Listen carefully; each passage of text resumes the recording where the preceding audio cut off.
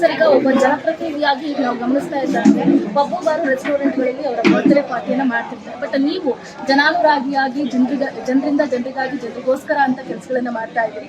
So ಇದು ಹೆಂಗೆ ಸಾಧ್ಯ ಆಗುತ್ತೆ? ಏನಿಲ್ಲ, ನಮ್ಮ ಗುರು ಹಿರಿಯರು ಹಾಕೊಟ್ಟಂಥ ಮಾರ್ಗ, ನಮ್ಮ ಶ್ರೀಗಳ ಒಂದು ಮಾರ್ಗದರ್ಶನ, ನಮ್ಮೆಲ್ಲ ಸ್ನೇಹಿತರ ಒಂದು ಸಪೋರ್ಟ್ ಆಗಿ ಈ ಕಾರ್ಯಕ್ರಮ ಮಾಡ್ತಾ ಇದ್ದೀವಿ. ಆ ಥರ ಏನಿಲ್ಲ, ಬಾರು ಕ್ಲಬ್ ಮಾಡಿದ್ರು ಅವರೇ ಬೇರೆ ಇರ್ತಾರೆ, ಅದೇ ಒಂದು ಖುಷಿ ನಮ್ಗೆ. ಈ ಥರ ಈ ಒಂದು ಕಾರ್ಯಕ್ರಮದಲ್ಲಿ ನಮ್ಗೆ ಖುಷಿ ಆಗ್ತದೆ, ಹಾಗಾಗಿ ಈಗ ಮಾಡ್ತಾ ಇದ್ದೀವಿ. 2028ಕ್ಕೆ ಶಾಸಕರಾಗಬೇಕು ಅಂತೆಲ್ಲ ಮಾತಾಡ್ತಿದ್ದಾರೆ ಸರ್, ಏನು ಹೇಳ್ತಾರೆ? 28ಕ್ಕೆ ಚುನಾವಣೆ ಬರುತ್ತೆ. 28 ಬರುತ್ತಾ 29 ಬರುತ್ತಾ ಗೊತ್ತಿಲ್ಲ. ಈಗಾಗಲೇ 2008ರಲ್ಲಿ ಈ ಒಂದು ಕ್ಷೇತ್ರದಲ್ಲಿ ಚುನಾವಣೆಯಲ್ಲಿ ನಿಂತು ಗೆಲ್ಲಬೇಕಾಯಿತು, ಶಾಸಕ ಆಗಬೇಕಾಯಿತು. ಹೈಕಮಾಂಡ್ ನಿರ್ಧಾರದಿಂದ ಈ ಒಂದು ಕ್ಷೇತ್ರದಲ್ಲಿ ಬೇರೆಯವರು ಬಂದು ಚುನಾವಣೆ ನಿಂತು ಸ್ಪರ್ಧೆ ಮಾಡಿ ಭಾರತೀಯ ಜನತಾ ಪಕ್ಷದ ಅಭ್ಯರ್ಥಿ ಗೆಲ್ಸೋಕ್ಕೆ ನಾವೆಲ್ಲ ಸಪೋರ್ಟ್ ಮಾಡಿ ಗೆದ್ದಿದ್ವಿ. ನಮ್ಮನ್ನು ರಾಮನಗರಕ್ಕೆ ಕೆಲಸ ಮಾಡುವಂಥ ಕಳಿಸಿದ್ರು. ರಾಮನಗರದಲ್ಲಿ 2008ರಲ್ಲಿ ಚುನಾವಣೆ ಮಾಡ್ತೀವಿ. ಈ ಬಾರಿ ಇಲ್ಲೇ ಸ್ಥಳೀಯವಾಗಿರೋದ್ರಿಂದ ಎಲ್ಲರೂ ಅಪೇಕ್ಷೆನೂ ಹಾಗೆ, ನಮ್ಮೆಲ್ಲ ಸ್ಥಳೀಯರು ಇಲ್ಲೇ ನಿಲ್ಲಬೇಕು, ನೀನು ಬೇರೆ ಕಡೆ ಹೋಗಬಾರ್ದು ಅನ್ನೋದು ಒಂದು ಒತ್ತಡ ಇದೆ. ಹಾಗಾಗಿ ಹೈಕಮಾಂಡು ತೀರ್ಮಾನ ಇನ್ನು ಮುಂದೆ ಇದೆಯಲ್ವ, 2028ಕ್ಕಾಗುತ್ತೋ 29ಕ್ಕಾಗುತ್ತೋ ಇಲ್ಲಿ ಸ್ಥಳೀಯವಾಗಿ ಕ್ಷೇತ್ರ ವಿಂಗಡಣೆ ಆಗ್ತದೆ. ಮರು ವಿಂಗಡಣೆ ಆದ ನಂತರ ನಮಗೆ ಎಲ್ಲಿ ಹೈಕಮಾಂಡು ದಾರಿ ತೋರಿಸೋಲ್ಲ ಅಲ್ಲಿ ಮಾಜಿ ಸಿಎಂ BS ಯಡಿಯೂರಪ್ಪನವರೇ ನಿಮ್ಗಾದ್ರೆ ಒಂದ್ ಕಡೆ ಆಜ್ಞೆ ಮಾಡ್ಬಿಟ್ಟಿದ್ದಾರೆ, ಯಶವಂತಪುರ ವಿಧಾನಸಭಾ ಕ್ಷೇತ್ರದಿಂದ ನಿಂತ್ಕೊಳ್ಳಿ ಅಂತ. ಸೊ ನೀವು ಅಲ್ಲಿಂದಾನೇ ಸ್ಪರ್ಧೆ ಮಾಡ್ತೀರಾ? ಕಳೆದ ಬಾರಿ ಇದೇ ಯಡಿಯೂರಪ್ಪನವರೇ ನನಗೆ ರಾಮನಗರದಲ್ಲಿ ನಿಂತ್ಕೊಳ್ಳಿ ಅಂತ ಹೇಳಿದ್ರು 2008ರಲ್ಲಿ.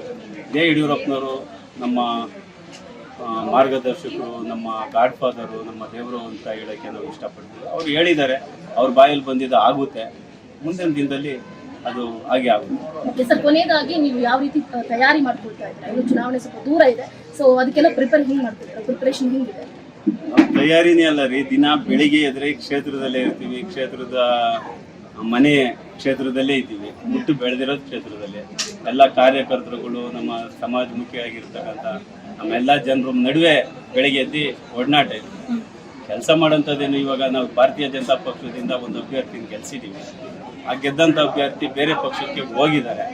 ಇವಾಗ ಆ ಒಂದು ಸಂದರ್ಭದಲ್ಲಿ ಜನರು ಏನು ತೀರ್ಮಾನ ಮಾಡ್ತಾರೆ, ಮುಂದೆ ನಮ್ಮನ್ನು ಭಾರತೀಯ ಜನತಾ ಪಕ್ಷದ ಕಾರ್ಯಕರ್ತರನ್ನ ಗೆಲ್ಲಿಸ್ತಾರೋ ಇಲ್ಲ ಬೇರೆ ಈ ಪಕ್ಷದಲ್ಲಿ ಗೆದ್ದು ಕೈ ಕೊಟ್ಟಂಥ ವ್ಯಕ್ತಿನ ಗೆಲ್ಲಿಸ್ತಾರೋ ನೋಡೋಣ. ಮುಂದಿನ ದಿನದಲ್ಲಿ ನಮ್ಮೆಲ್ಲ ಹೈಕಮಾಂಡು ಏನು ತೀರ್ಮಾನ ಮಾಡಿ ಚುನಾವಣೆ ಸ್ಪರ್ಧೆ ಮಾಡು ಅಂತ ಹೇಳಿ ಇಲ್ಲಿ ಪ್ರಬಲವಾಗಿ ಕೊಡ್ತಾರೆ. ನಾನು ಖಂಡಿತವಾಗಿ ಪ್ರಬಲವಾಗಿ ಚುನಾವಣೆ ಮಾಡ್ತೀವಿ. ಈ ಕ್ಷೇತ್ರ BJP ಕ್ಷೇತ್ರ, ಹಾಗಾಗಿ BJP ಏನು ತೊಂದರೆ ಇಲ್ಲ. ಸರ್, ಚಾಮರಾಜನಗರ ಒಂದೇ ಅಲ್ಲ, ಮಾಗಡಿ ಕೇಳ್ತಾರೆ, ರಾಮನಗರ ಕೇಳ್ತಾರೆ, ಚಾಮರಾಜನಗರ ಕೇಳ್ತಾರೆ, ಇನ್ನೂ ಅನೇಕ ಕ್ಷೇತ್ರಗಳಲ್ಲೆಲ್ಲ ಕೇಳ್ತಾರೆ. ಆದರೆ ಎಲ್ಲ ಆಗುತ್ತೆ, ಹೈಕಮಾಂಡ್ ಏನು ತೀರ್ಮಾನ ಮಾಡ್ತಾರೆ. ನಾನು ಹುಟ್ಟೂರು ಇದು, ಹುಟ್ಟು ಬೆಳೆದಿರೋ ಊರು ಇದು, ನಾನು ಇರೋ ಜಾಗ ಇದು. ಹಾಗಾಗಿ ನಮಗೆ ಗೊತ್ತಲ್ಲ, ನಮ್ಮ ತೋರ್ ಮನೆನೇ ನಮ್ಗೆ ಇಷ್ಟ ಆಗೋದು. ಹಾಗಾಗಿ ಪ್ರಬಲವಾಗಿ ಟಿಕೆಟ್ ಕೇಳ್ತೀರಿ ಈ ಬಾರಿ? ಆಗ್ಲೇ ಯಡಿಯೂರಪ್ಪನವ್ರ ಪ್ರೀತಿಯಿಂದ ಹೇಳಿದಾರಲ್ರಿ, ಕೇಳೋದೇನು ಬಂತು.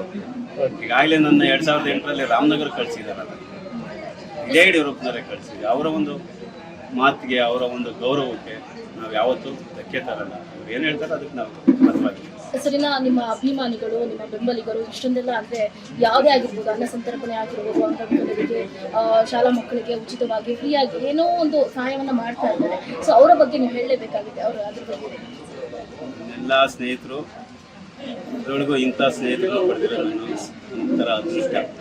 ಯಾಕೆಂದರೆ ಬೇರೆಯವರು ಬೇರೆ ಥರ ದಾರಿ ಹಿಡಿದು ಕೆಲಸ ಮಾಡ್ತಾರೆ. ಆದರೆ ನಮ್ಮ ಸ್ನೇಹಿತರು ನಮ್ಮ ಜಾತ್ರೆ ಆಗಿರ್ಬೋದು, ಜಾತ್ರೆಗೂ ಕಳೆದ ಒಂದು 2-3 ತಿಂಗಳು ಕೆಲಸ ಮಾಡ್ತಾರೆ. ನಮ್ಮ ಕಡಲೆಕಾಯಿ ಪರಿಸೆ ಜಾತ್ರೆಗೆ, ಬಸವೇಶ್ವರ ಜಾತ್ರೆಗೆ, ಆ ಒಂದು ಸಂದರ್ಭದಲ್ಲೂ ಅಷ್ಟೇ 1 ಲಕ್ಷ ಜನ ಬಂದ್ರೂ ಅದನ್ನು ಯಾವುದೇ ಒಂದು ತೊಂದರೆ ಇಲ್ದಂಗೆ ಆ ಕಾರ್ಯಕ್ರಮ ಯಶಸ್ವಿ ಮಾಡ್ತಾರೆ.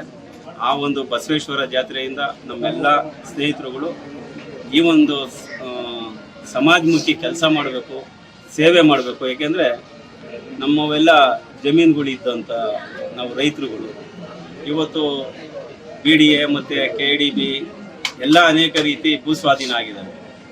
ಇವತ್ತು ನಗರೀಕರಣ ಆಗಿದೆ. ನಮ್ಮ ಸ್ಥಳೀಕರು ನಾವು ಗುರುತಿಸ್ಕೊಬೇಕು ಅಂದರೆ ಕಷ್ಟ ಆಗ್ತದೆ. ಹಾಗಾಗಿ ನಮ್ಮ ಸ್ಥಳೀಕರು, ನಮ್ಮ ರೈತರು ಮಕ್ಕಳುಗಳು ಒಂದೊಂದು ರೂಪದಲ್ಲಿ ಕೆಲಸ ಮಾಡ್ತಾವ್ರೆ, ಅದನ್ನು ಉಳಿಸ್ಕೊಂತಾವ್ರೆ. ಇವತ್ತು ಆಶ್ರಮದ ಮಕ್ಕಳಿಗೂ ಕೂಡ ಸಹಾಯ ಮಾಡಿದ್ರಿ, ಆಟೋ ಚಾಲಕರು ಬಂದಿದ್ರು, ಅವ್ರಿಗೂ ಸಹಾಯ ಮಾಡಿದ್ರಿ. ಏನೆಲ್ಲ ಕಾರ್ಯಕ್ರಮಗಳು ಟೋಟಲಿ ಸರ್ ಇವತ್ತು ಇದು ಮಾಡಿರೋದು? ಸಹಾಯ ಅಲ್ಲ ರೀ, ಸೇವೆ. ನಾವು ಮಾಡ್ತಾ ಇರ್ತಕ್ಕಂಥ ಸೇವೆ. ದೇವರು ಒಂದು ಅವಕಾಶ ಕೊಟ್ಟಿದ್ದಾನೆ ನಮ್ಗೆಲ್ಲ ರೀತಿಲೂ ಪ್ರಬಲವಾಗಿ. ಅಂದರೆ ದೇವರು ನಮಗೆಲ್ಲ ಒಳ್ಳೆ ರೀತಿಯಲ್ಲಿ ಸೃಷ್ಟಿ ಮಾಡೋನೆ. ಕಣ್ಣು, ಕಿವಿ, ಮೂಗು, ಬಾಯಿ, ಕೈ, ಕಾಲು ಎಲ್ಲ ಅಂಗಗಳು ಚೆನ್ನಾಗಿದ್ದಾವೆ. ಇವತ್ತು ಎಷ್ಟೇ ದುಡ್ಡಿದ್ರೂ ದುಡ್ಡು ತಿನ್ನಕ್ಕಾಗಲ್ಲ.